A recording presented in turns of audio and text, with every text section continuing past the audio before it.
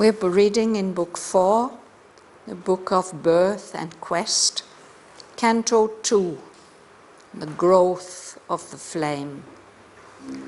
We've been reading about how Savitri is growing up in that wonderful ideal culture.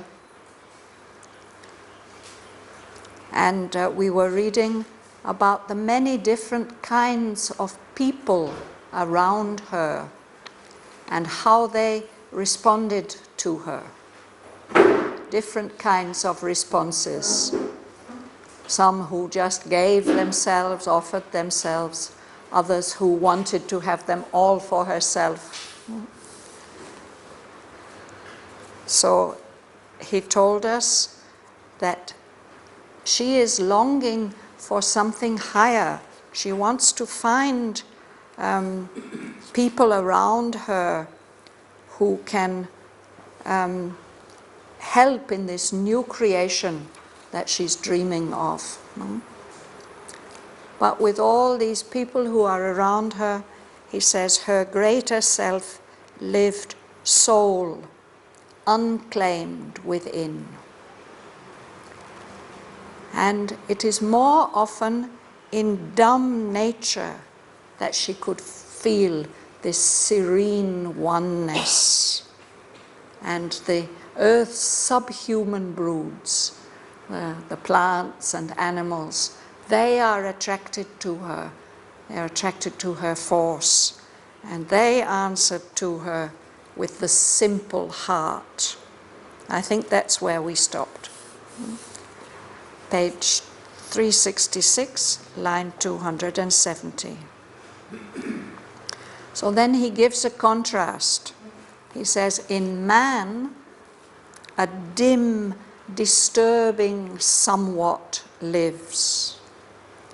It knows, but turns away from divine light, preferring the dark ignorance of the fall. Among the many who came drawn to her, nowhere she found her partner of high tasks, the comrade of her soul, her other self who was made with her like God and nature one.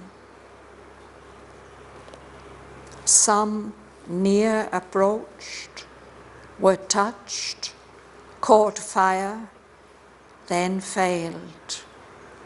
Too great was her demand, too pure her force. Thus, lighting earth around her like a sun, yet in her inmost sky an orb aloof, a distance severed her from those most close. Puissant, apart her soul, as the gods live.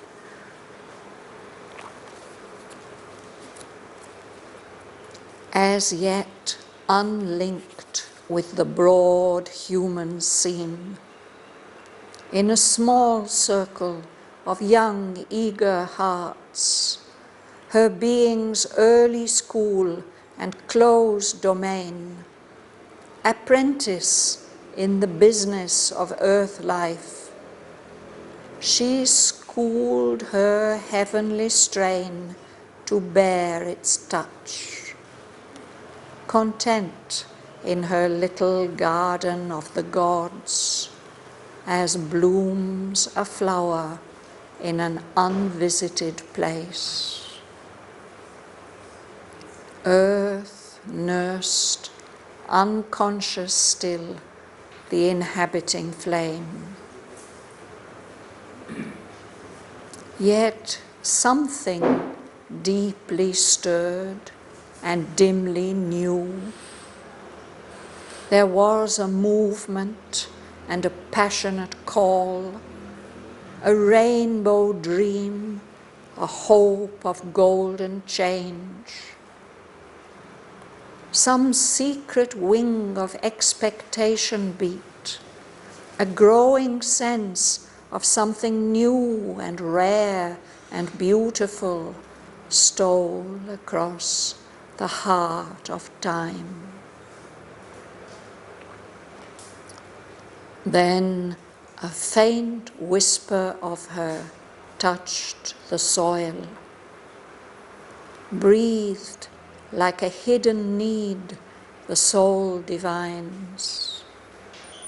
The eye of the great world discovered her, and wonder lifted up its bardic voice.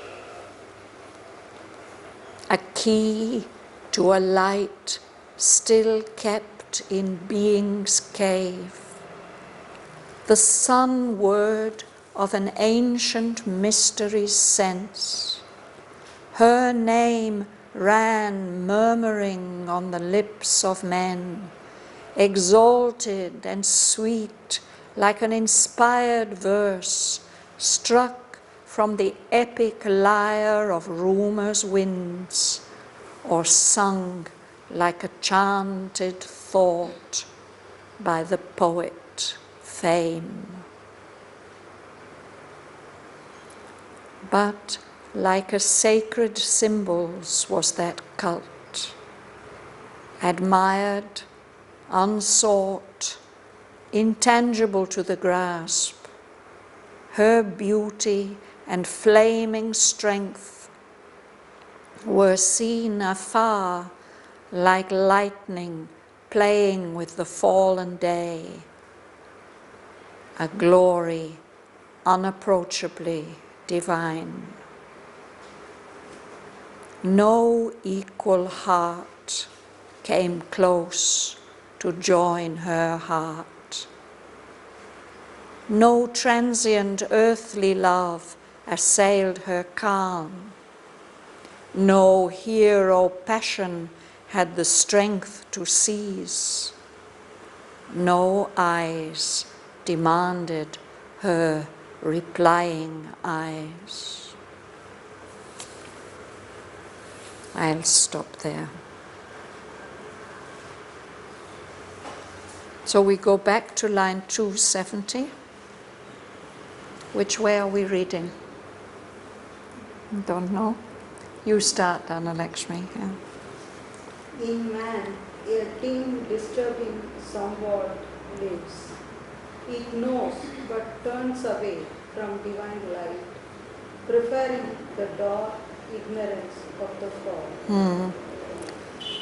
He's contrasting human beings with Earth's subhuman broods, the world of nature. No? There's still some instinctive, spontaneous response to the divine in nature. And there she can feel the oneness. But in human beings, there's something dim, something disturbing. He doesn't say what it is, he just says it's a somewhat, a something. In man, a dim, disturbing somewhat lives. And that disturbing something knows, it recognizes the divine light, but turns away from it. It prefers the dark ignorance of the fall, of the fallen state. Well, Mother has commented on this also, what a strain it was for her sometimes to have to deal with human beings, because there's always this dim, disturbing somewhat, this complex thing there lurking somewhere in man. Whereas with flowers and trees and birds and animals, there was this spontaneous connection with the divine presence in them. Among the many who came drawn to her, nowhere she found her partner, Haithar, the comrade of her soul, the other self, who was made with her like God and nature one. So this is something we find in the traditional legend also, no? We are told that there was something about Savitri that seemed to discourage possible suitors or keep them at a distance. No? So many people are attracted towards her, but she doesn't anywhere find one who will really be her partner, her equal partner in those high tasks that she knows are her mission.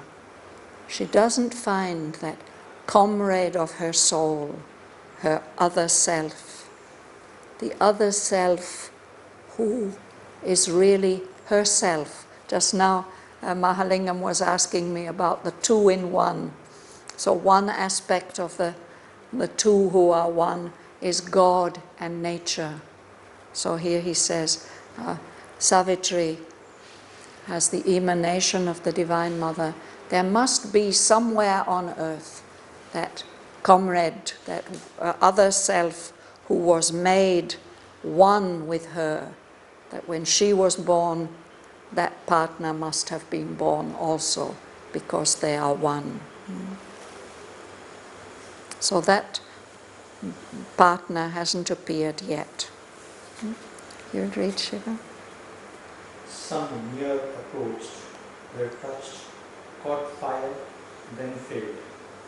Too great was her demand, too pure her force, thus lighting earth around her like a sun, yet in her inmost sky an orb aloof.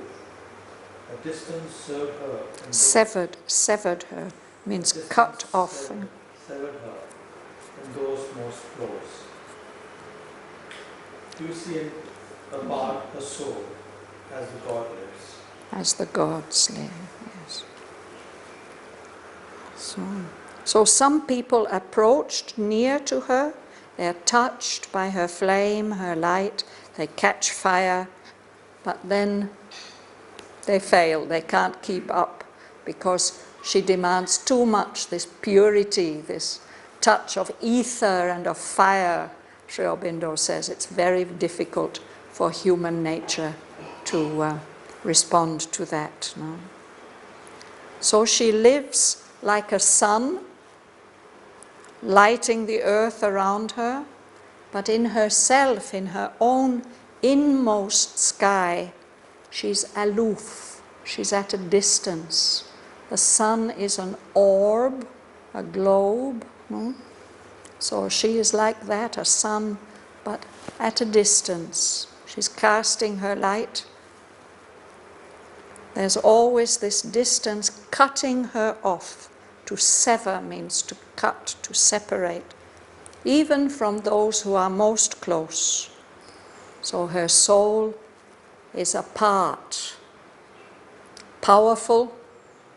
She's apart, as the gods are apart. They also live in their own universe, their own world.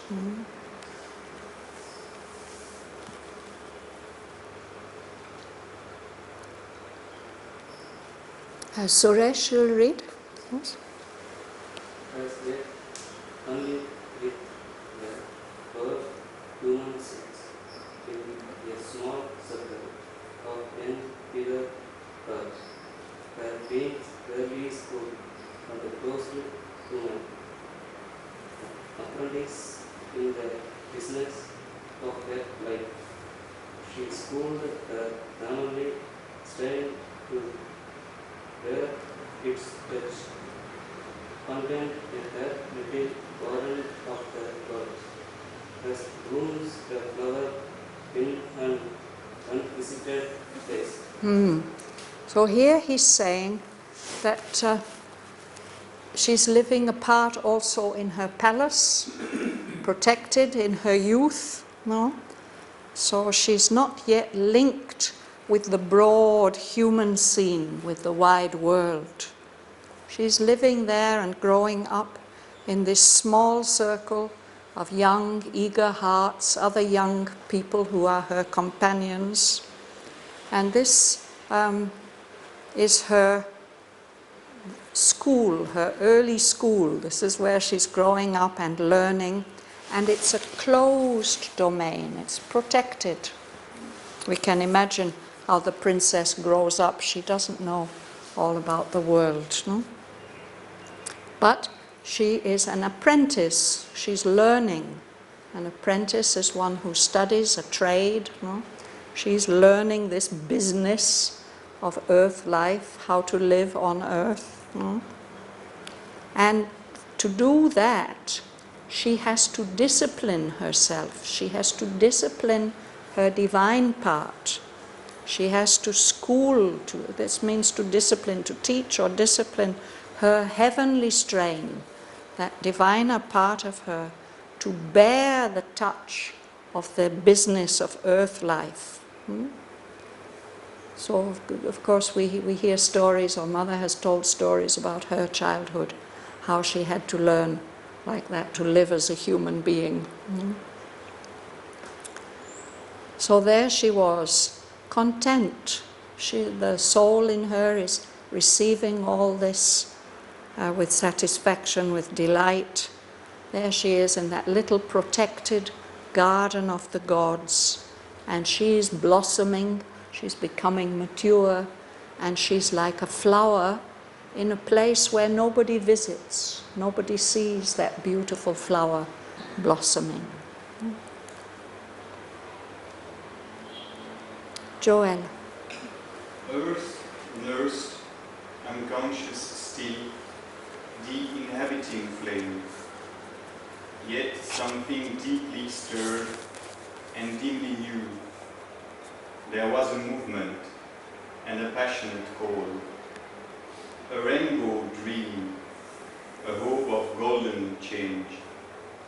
Some secret wing of expectation beat, a growing sense of something new and rare and beautiful stole across the earth of time. The heart of time. Yes, let's pause there. So she has come for the sake of the earth. And the earth is the mother of all of us. So just like earth nurses us, she nurses this little princess as if she's still unconscious of the flame, that divine power that has come with Savitri. The earth seems to be not aware. And yet there's something in the earth consciousness that is touched, deeply stirred, and dimly new. The earth has a soul also, no? That feels the divine presence.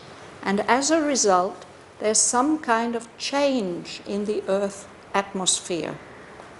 There was a movement, there's a passionate call, some kind of aspiration for something new and higher, a rainbow dream, a hope of golden change. Something is happening in the earth consciousness. It'll be expressed in human beings. They don't know where it has come from, that new kind of vision and ideal and hope. It's come because of the presence of Savitri. Nobody knows that she's there, but that response has come. Some secret wing of expectation, as if expectation is a bird that is learning to fly, no? It wants to take off. Yeah? And a growing sense, there's a growing sense in the earth consciousness of something new and rare, something unusual and unusually beautiful, stealing across the heart of time.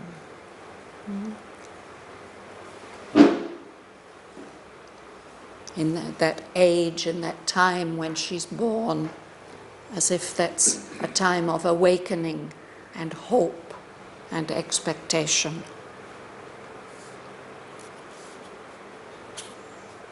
To steal, stealing in the sense of creeping in without anybody being able to notice that it's coming. Of course, it's connected with the word to steal, what a thief does. And this is a verb, to steal, meaning to creep in silently and unnoticed. And we use it, for example, of the light of dawn. There's darkness, and then it gradually begins to become lighter and lighter and lighter. That dawn light steals in.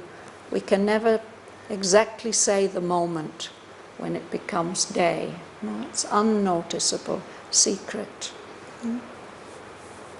So that awareness of some new possibility or hope of some new possibility, it's coming in to the general earth consciousness like that, unnoticed. Bumsung?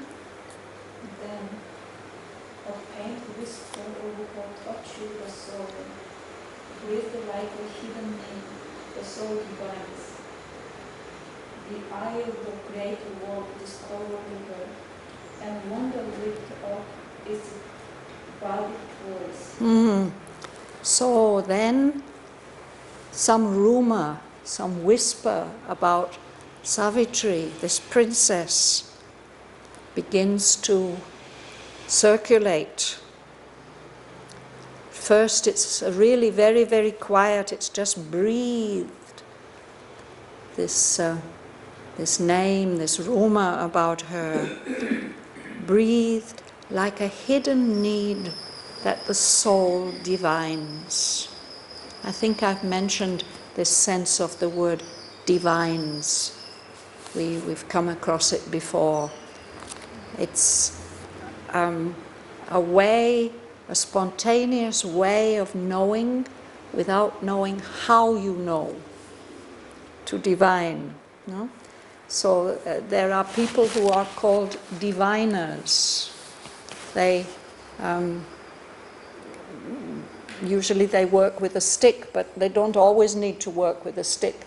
They can walk across a field and just know where the water is. They are diviners. They divine the presence of the water there. Or it may be something else. It may be metal or whatever it is that they're searching for. So we can, all of us, we have this kind of secret sense that brings to us knowledge, and we can't say how we know it. We just divine it. We sense it in some way that is not our senses, some other way. So the soul may divine that need which is there, and it's being responded to. Something is coming. So then even the eye of the great world discovered her. People turn in that direction towards Madra, and they know there's somebody special there. And then they begin to sing her praises. Wonder lifted up its bardic voice. A bard is a poet, and particularly a poet who sings the praises of kings and princes. They write poems to praise the rulers. Sri Aurobindo has a special reason for using this word here, which we'll see as we read the next sentence.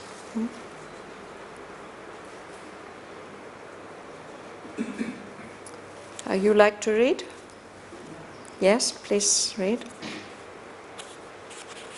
A key to a light still kept in Wheel's cave, the sun word of an ancient mystery's sense.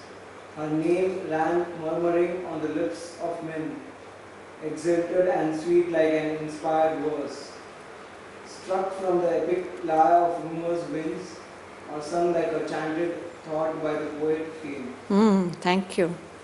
So this is her name.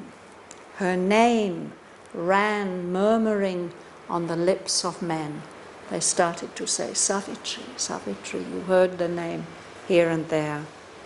And what is her name? Sri Aurobindo says her name is a key to a light that is still kept in the cave of being. It's the sun word of an ancient mystery's sense.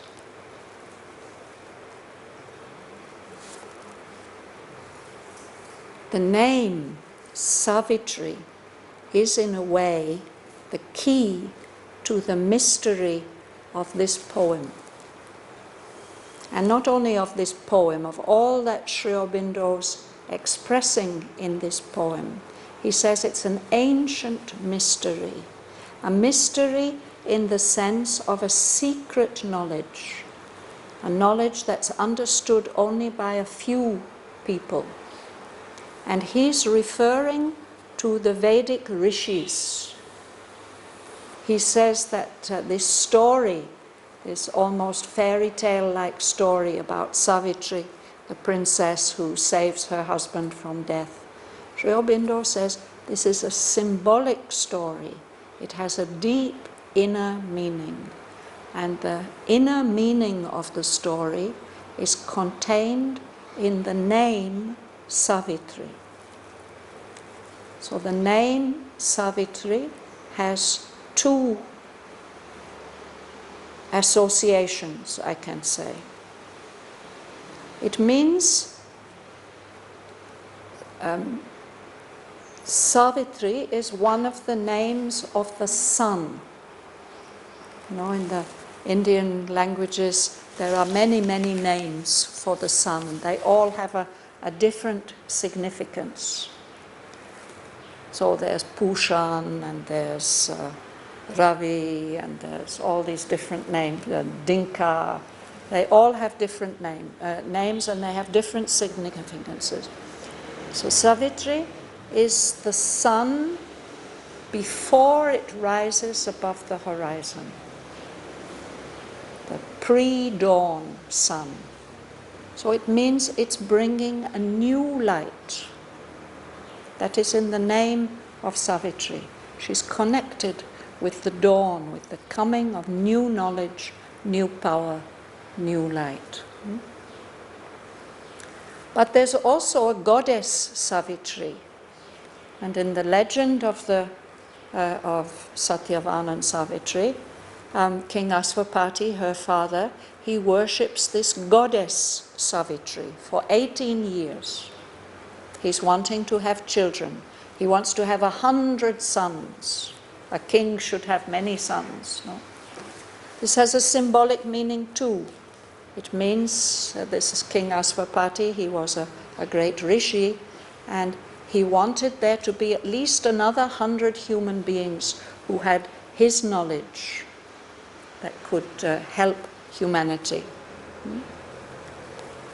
That's the symbolic meaning of it. So Aswapati worshipped the goddess Savitri, and she is the Shakti of Brahma, the creator. So she's the creatrix, she's the mother, she's the power which gives birth to everything in the universe.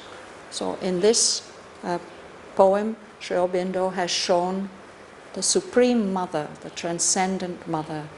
And in answer to Aswapati's prayer, she agrees that she will send an emanation of herself to be born in human form to help human beings to progress.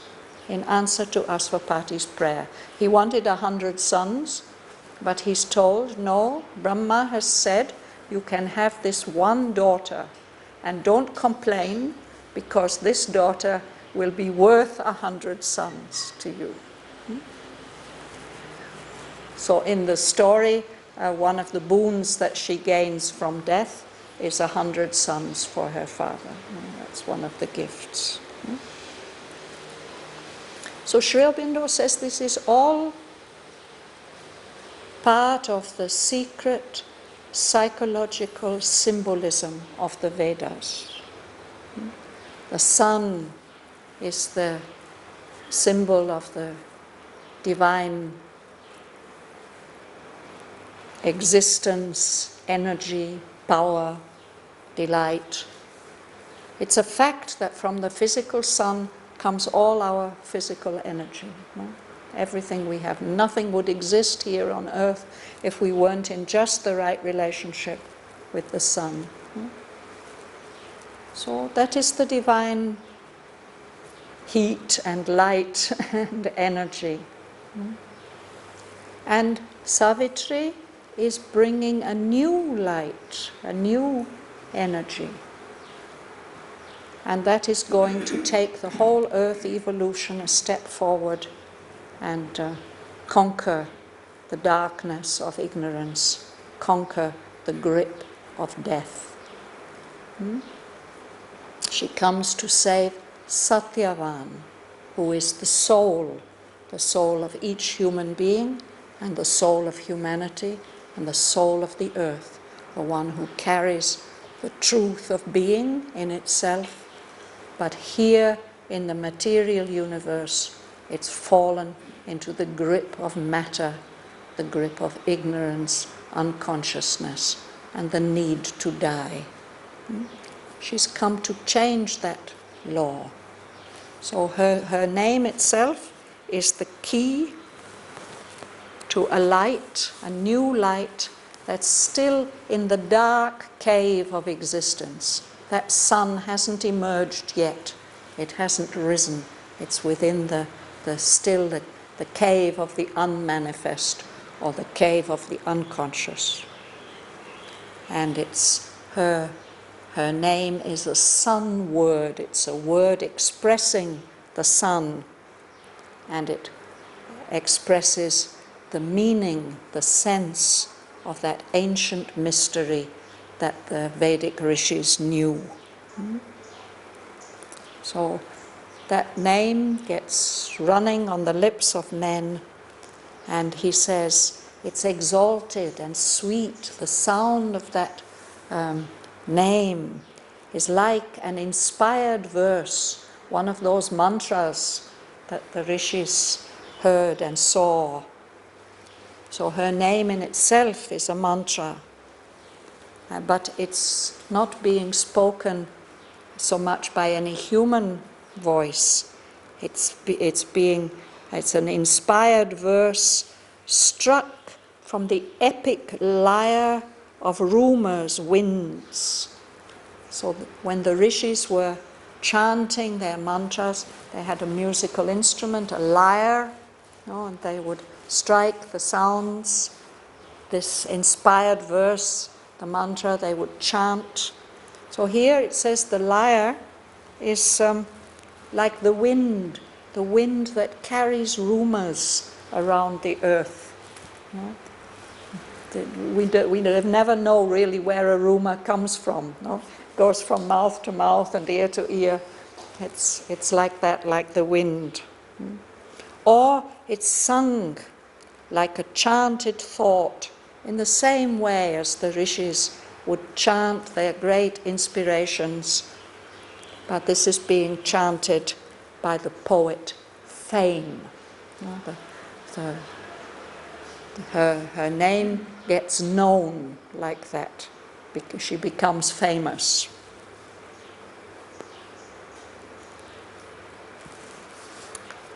Yes, Mahalingam. But like a sacred symbol of that point, admired and sought, intangible to the grasp, their beauty and flaming strength were seen afar, like lightning playing in the foreign day, their glory unapproachably clear. Yes.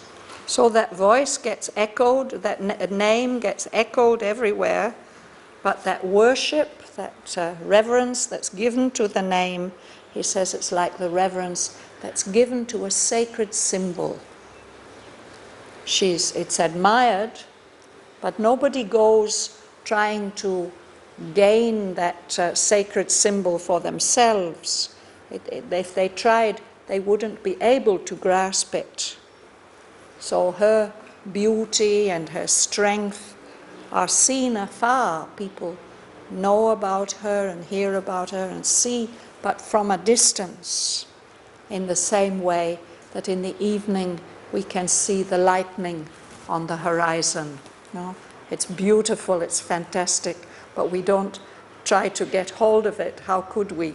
It's something too powerful for us at a distance. And if it comes too close, we might feel frightened. It's wonderful to look at it when it's in the distance.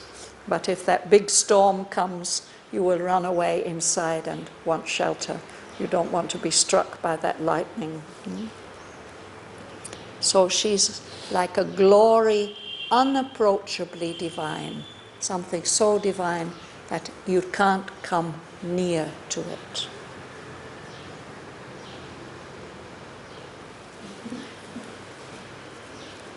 You like to read, Francesca?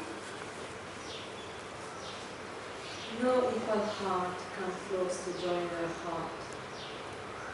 No transient earthly love to say their calm. No hero passion had the strength to Seize. Sorry. No eyes demanded her replying eyes. So these are things that can happen as a beautiful young woman grows up, no? An equal heart can come close to claim her heart. She may fall in love with somebody, or somebody may fall in love with her. Or maybe, if she's not so fortunate, some transient earthly love may disturb the calm of her growing spirit. She may get passionately attracted to somebody or other. But this didn't happen. And nobody, no great powerful hero, came and just took her for his own without asking whether she agreed or didn't agree. No, in those Vedic times, this also happened. The kings would just take the ones that they thought were the best. None of these things happened to her. And no eyes demanded her replying eyes. There's nobody who comes and they look at each other and then they know that this is the meeting. Tatiana. Power within her, old the imperfect flesh, the self-protecting genius in our clay, divined the goddess in the woman's shape, and drew back from a touch beyond its sky. The earth nature bound in sense life's narrow neck. Yes. So there's something about Savitri that makes ordinary human beings in physical bodies feel awe. Awe is respect, wonder, admiration, but some fear. So they feel some, be careful, don't approach too close. And Sri Aurobindo says, this is something in our clay, something in our physical bodies, which protects itself, a spirit, a genius. You could say the physical consciousness, there's something there in the consciousness that warns. It senses, this is this word divine again. It feels the goddess in the shape of this beautiful woman and draws back. It feels, oh, that's a touch that's beyond my kind, beyond my nature, my race, my species. This is another species, it's something different. When that species, when that nature is the earth nature, which is limited, bound in the life of the senses, this narrow mold which is familiar to our bodies. So there's some sense of awe, of warning. Keep a distance. And then he says something more about the earth, the ordinary human nature. Varadarajan. The hearts of men are amarasa, waiting, and Dharma spirits low and high to bring fire intimations from the deathless flame, who was for souls not born to make it come. So the ordinary hearts of men, they fall in love with other human beings, clay kin, people who have bodies like their own. Kin are your relatives and your family. And they can't bear these lonely, single, high spirits who are bringing something from the immortal planes, the deathless planes. They are bringing some flame with a message, fire intimations. An intimation is a message, it tells you something. Those high beings are too vast for souls who are not born to mate with heaven, who are still human beings. Bevel. Whoever is too great must lonely Live. The Lord he walks in mighty solitude. Vain is his labor to create his kind. His only comrade is his strength within. Yes, if you're a great being, it is like this. You have to live alone. Whoever is too great, people may admire you, but you will always be in this mighty solitude at a distance. You may be trying to bring everybody up to your own level, but that doesn't succeed. Sri Aurobindo mentioned it, that we are here, we're trying to bring you up to our level. We can only bend down so far. You have to rise up to us. But usually it doesn't work. So his only comrade then, his only companion, is the divine strength within him. And sometimes it's better like that, that the great are strongest when they stand alone, Sri Aurobindo says.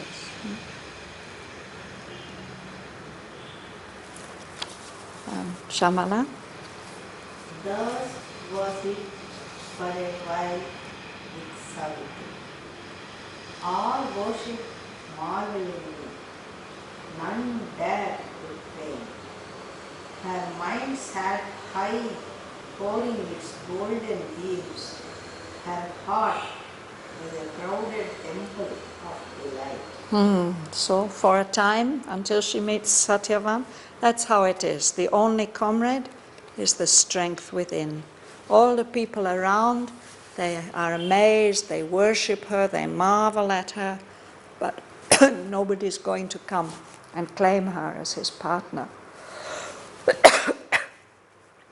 So there she is, her mind pouring its golden beams, shedding light all around, and her heart, this crowded temple full of so many different forms of delight. Nargis. A single lamp lit in perfection's house, a bright, pure image in a peaceless shrine. Midst those encircling lives, her spirit dwelt, a harp in herself until her hour of fate. So this is a beautiful picture, like a lamp, the only lamp in a house. And that house, that body is perfect house. A bright, pure image. But there's no priest there, there's no rituals, there's nothing going on, a priestless shrine. Like our Matrimandir, yes.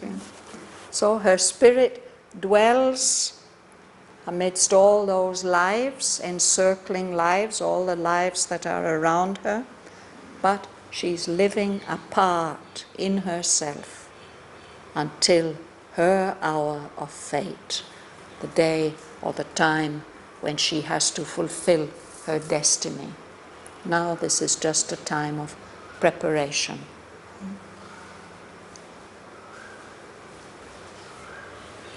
Anybody has anything they want to ask?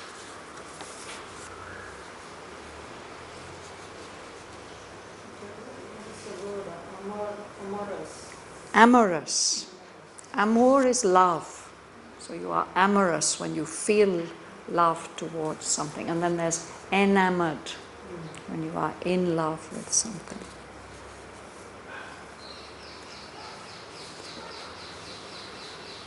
So let's go back to page 366, line 270, and we can read to the end together.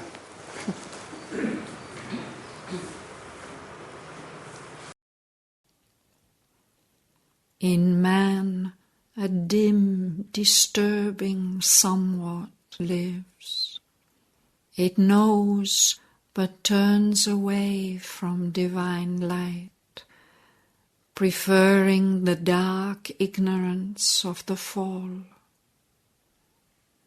Among the many who came drawn to her, nowhere she found her partner of high tasks, the comrade of her soul, her other self, who was made with her like God and nature, one.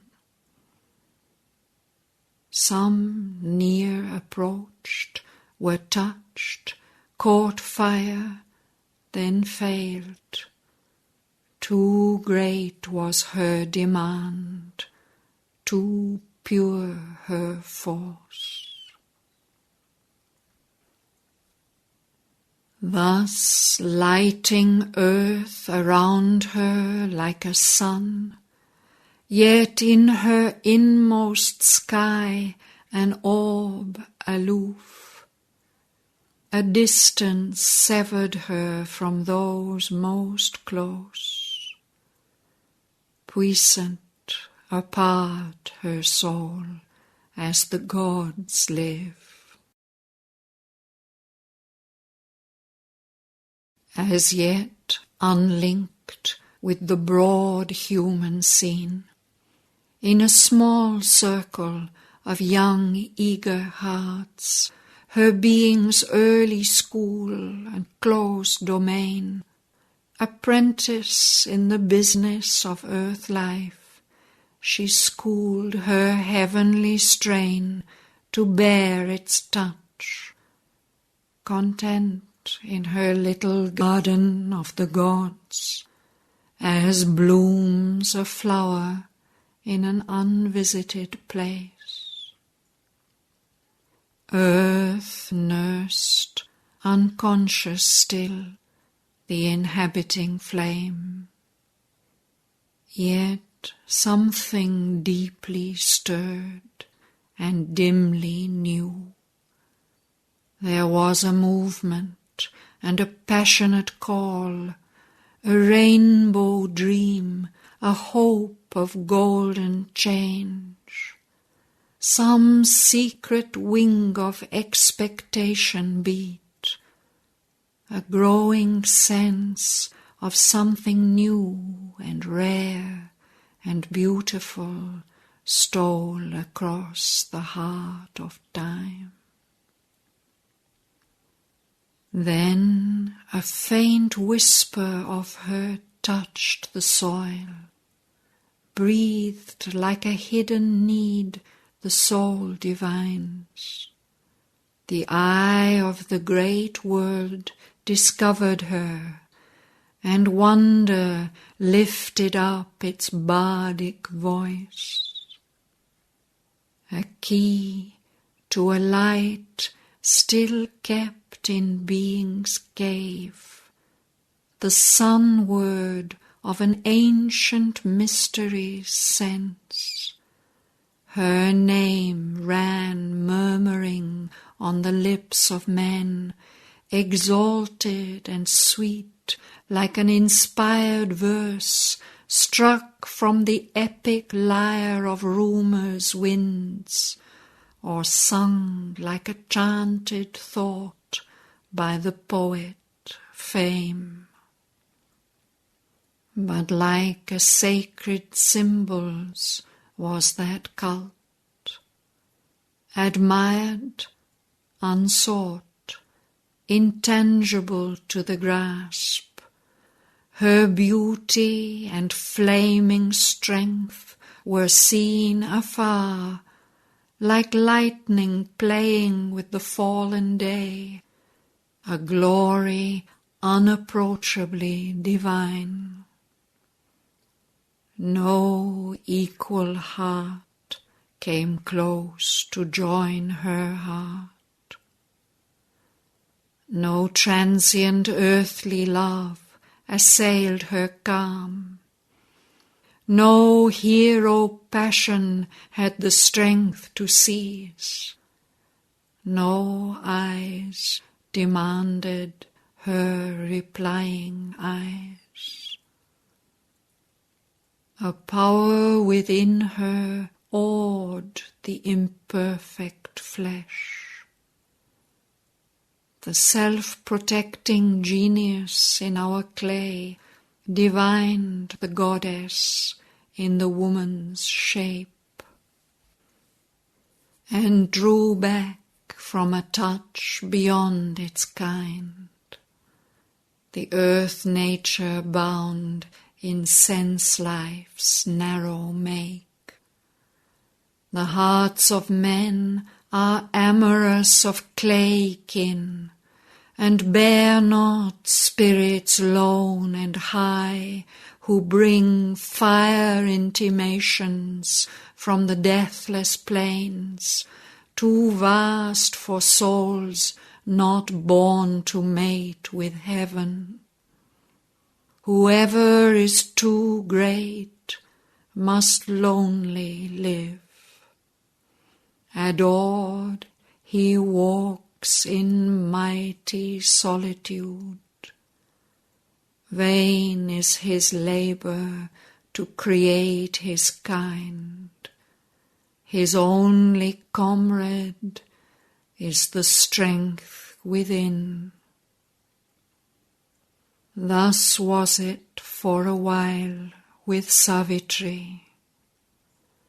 All worshipped marvelingly, none dared to claim. Her mind sat high, pouring its golden beams. Her heart was a crowded temple of delight. A single lamp lit in perfection's house, a bright pure image in a priestless shrine. Midst those encircling lives her spirit dwelt, apart in herself, until her hour of fate.